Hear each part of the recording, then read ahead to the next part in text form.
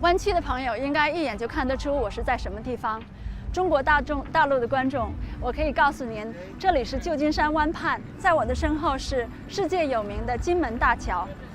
正在这里进行的是美洲杯帆船赛世界系列赛2012赛季第一分站赛的比赛。美洲杯和帆船赛也许您不是很了解，但是路易威登这个名字，相信大陆的观众一定很熟悉。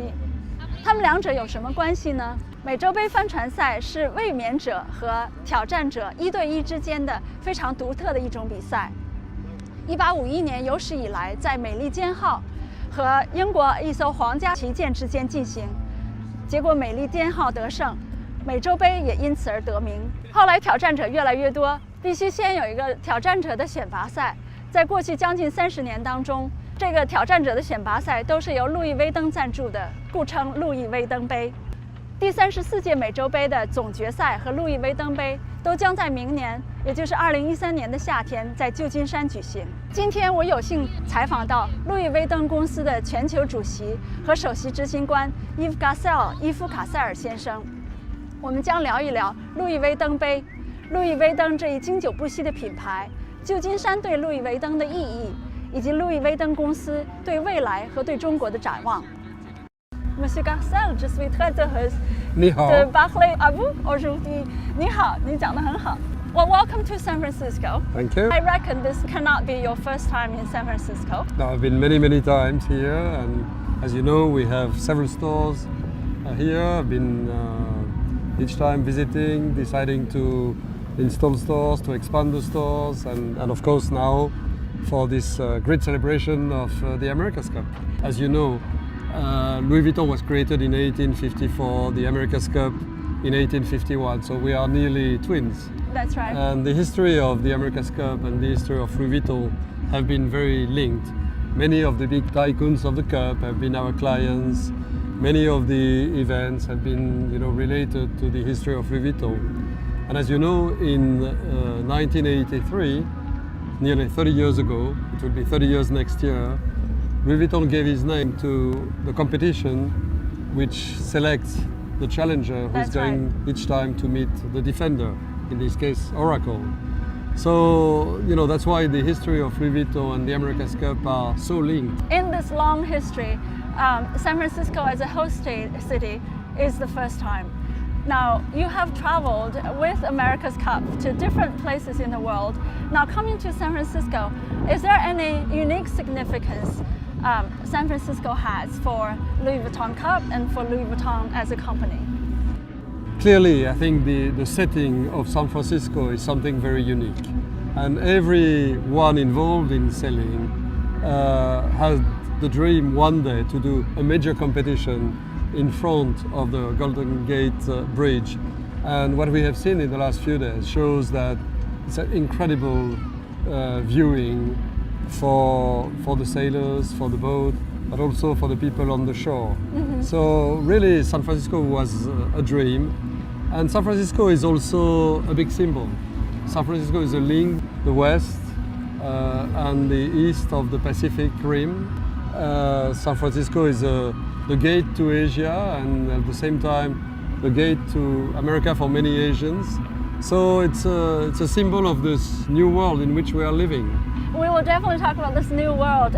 But before then, I wanted to ask you a little more about San Francisco and how it resonates with you, because San Francisco and Silicon Valley are the world's capital of innovation. Here we are pioneers and dreamers. We like to create our new. We're always pursuing the new thing, creating our new thing.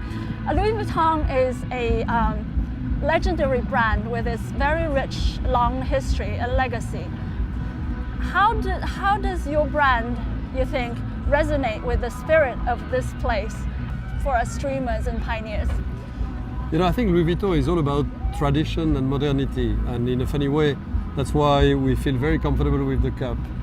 And if you look at San Francisco, we consider it as Europeans, as maybe the most European city in the States. And as you said, at the same time, a place of innovation.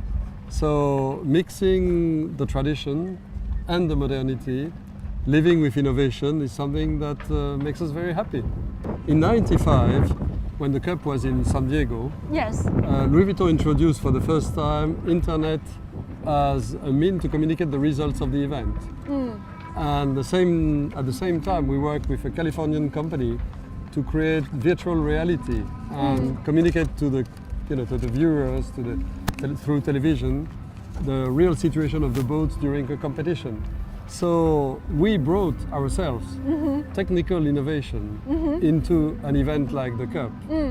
Being here in San Francisco, close to where most of those discoveries about the numeric world were made, is, seems to be a natural spot for us. Oh, okay. I actually didn't know about that, and of course your watch. And I actually went to your store a few days ago just to get a better sense of your products. And I have to confess, I am not a big shopper, and I'm not.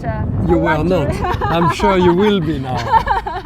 I haven't been quite a luxury person, and to be honest, even if I had some money, I wouldn't have bought a Louis Vuitton, because I almost would have felt embarrassing to buy a Louis Vuitton, because that's millions of other people buy it. And for me, I'd like to get something unique, different, and something that reflects my individuality.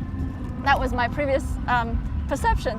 But as I prepared for this and I read more about your history and some of the stories behind the design, it actually became more intriguing. And I went to the store and I showed you some photos. Outside, you're featuring Kasuma's work. I looked at the different products and the display. As you said, she's all about the dots. So I got it. Okay, it's like art bundled in the product. So I appreciate it that way. And if you walk into the store for the bag, then you have the Louis Vuitton cup store. Very sharp contrast between this very feminine, artistic type of product and this masculine precision, speed, sports, adventure. I thought it was a very interesting juxtaposition.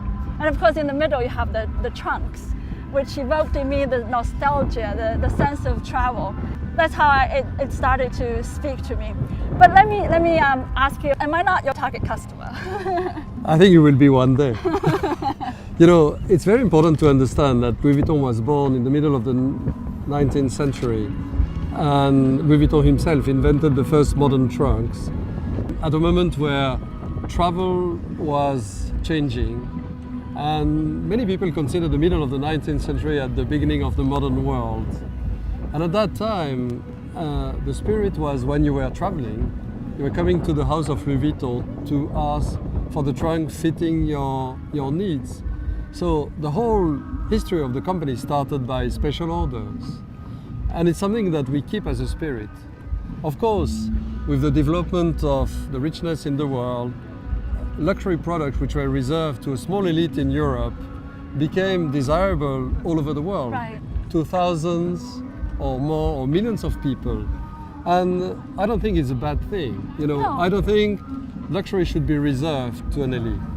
But the spirit of luxury remains in the company.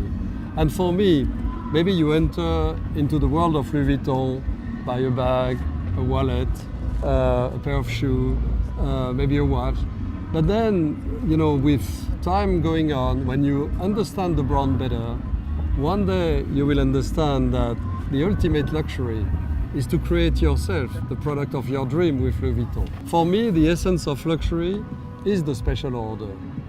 And whether it's to ask Louis Vuitton to manufacture for you the trunks of your dreams, or whether it's to realize the bag, we have started a department that we call haute maroquinerie, which is really helping the customer to design, the woman to design the bag of her dreams.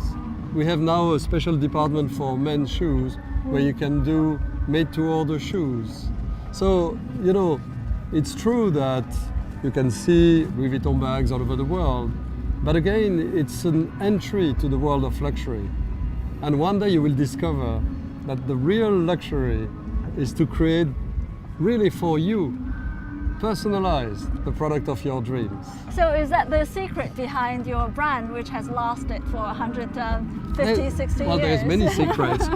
Obviously, one of them is the ultimate quality of the products. One of the reasons that we see many bags in the street is because they last forever.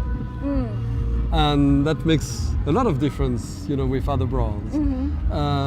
that it's also, you know, the spirit behind. You were mentioning Yayoi Kusama. We think that luxury means quality, means tradition, but also innovation. And we believe in technical innovation. We believe in creative innovation. And Louis Vuitton since many years has been working with artists because we think artists have their own sensibility. And when they add their sensibility to the internal creativity of Louis Vuitton, that makes